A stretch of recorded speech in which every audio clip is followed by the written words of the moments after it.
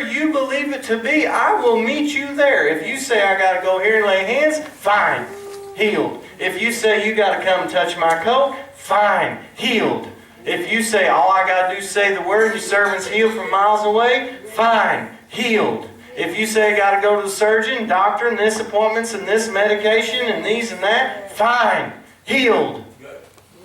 If you just going to believe and say I'm going, this right here is my medicine, I'm going to have Jason lay hands on me, fine, healed.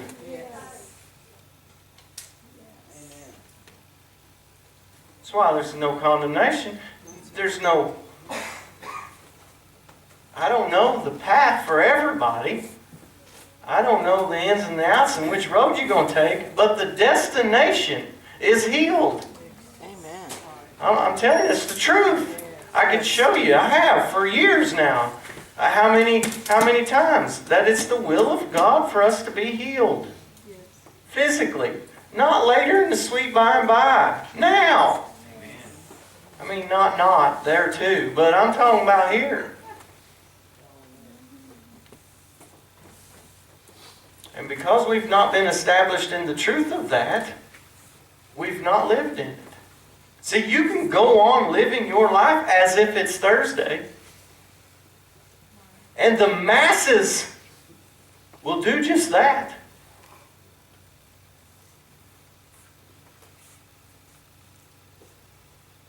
And God might say, just as an example, God might say, I've got all these promises and all these blessings on the second Tuesday of the week.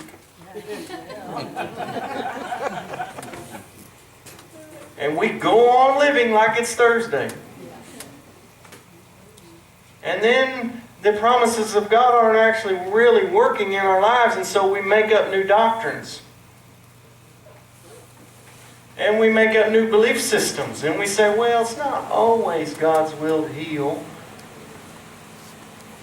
Well, it's not always. God doesn't always say yes. Well, God doesn't. No.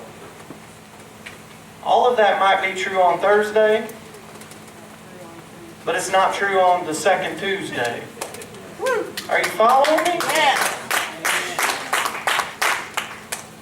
I'm talking about living life like it's the second Tuesday, even though that everybody else, it doesn't make sense. Doesn't make sense, does it? Everybody at work's going to say it's Thursday. And you're going to say, no, it's the second Tuesday. And they're going to say you're crazy. You're going to say, no, I'm healed. You're not.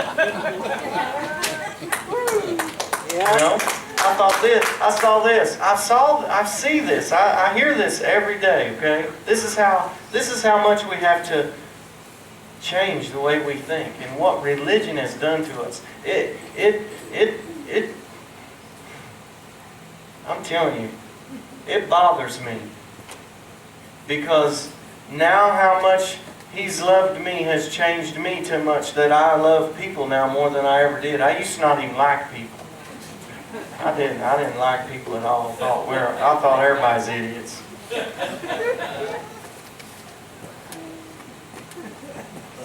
And now I realize, yeah, we all are, including me.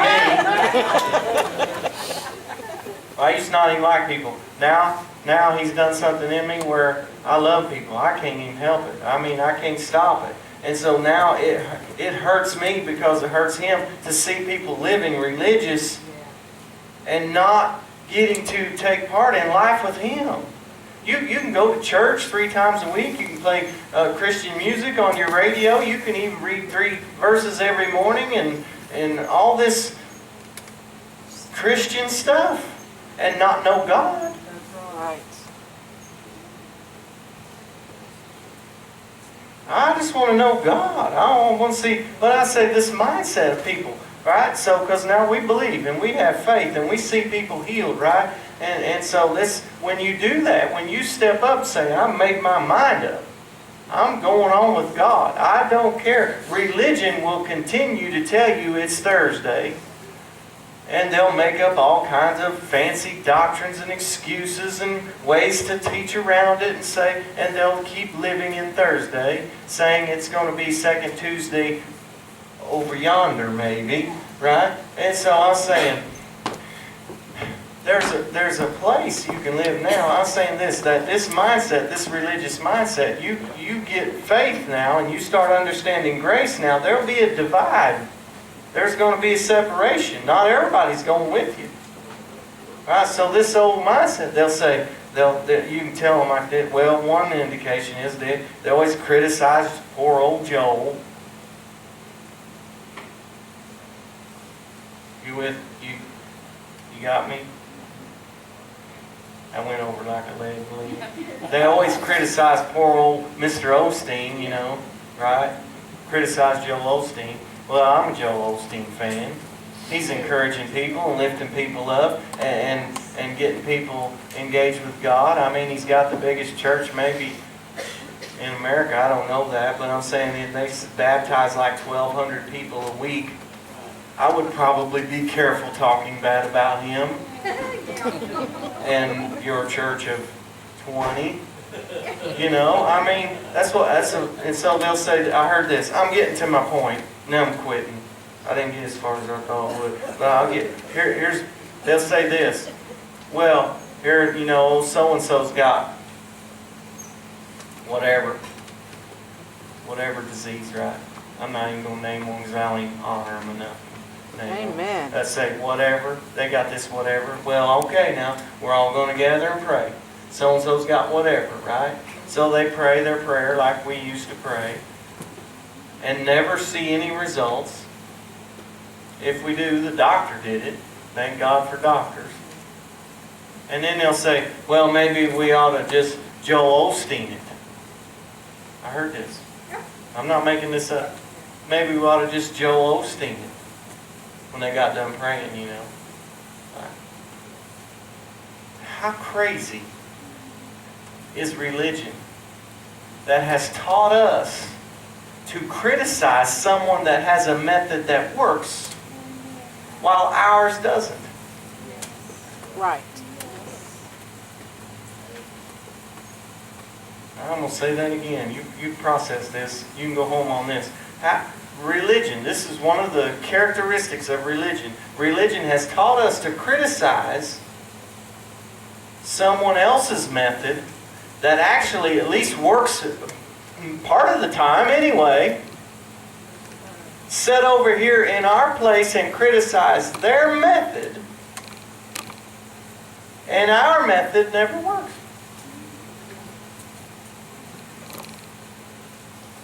Oh boy. Now here's where we're going to get to, all right? I promise I'm quitting on this. Here's where we're going to get to.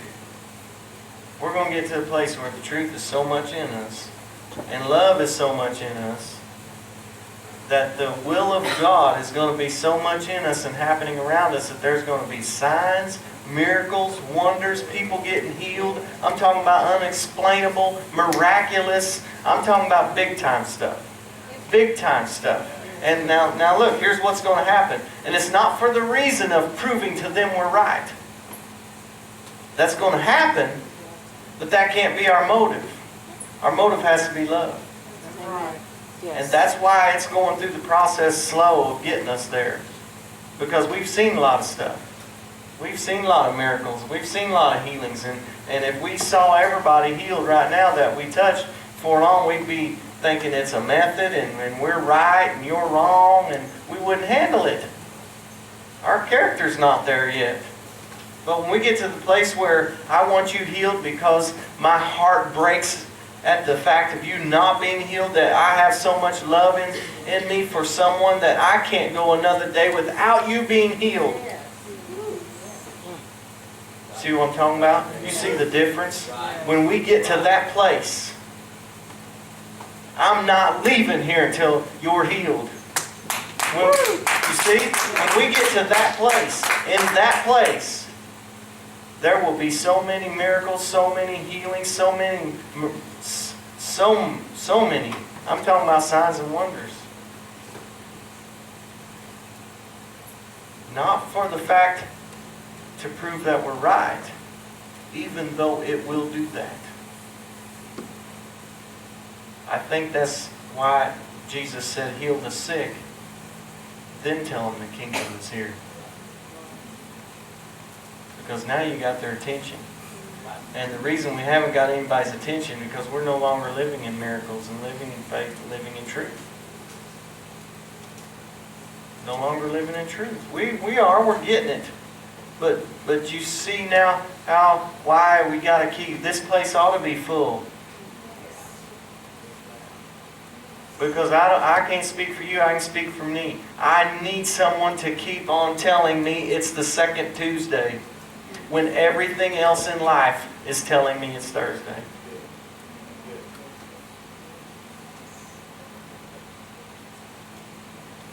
You with me? Yes. Does anybody want to go? Yes. What day is it? Tuesday. you guys sing something if you want to, I don't care. I think we ought to sing something happy, don't you? Maybe a little rejoicing in here. Yes. Hey, you don't have to wait on your circumstances to turn around before you start being happy about it. Because the truth is the truth, whether circumstances agree with it or not. You ought to just go on and confuse the enemy about it, start being happy like you do believe the truth, all right? All right. Everybody good? Yeah. All right, stay long as you want. Love y'all. Love you.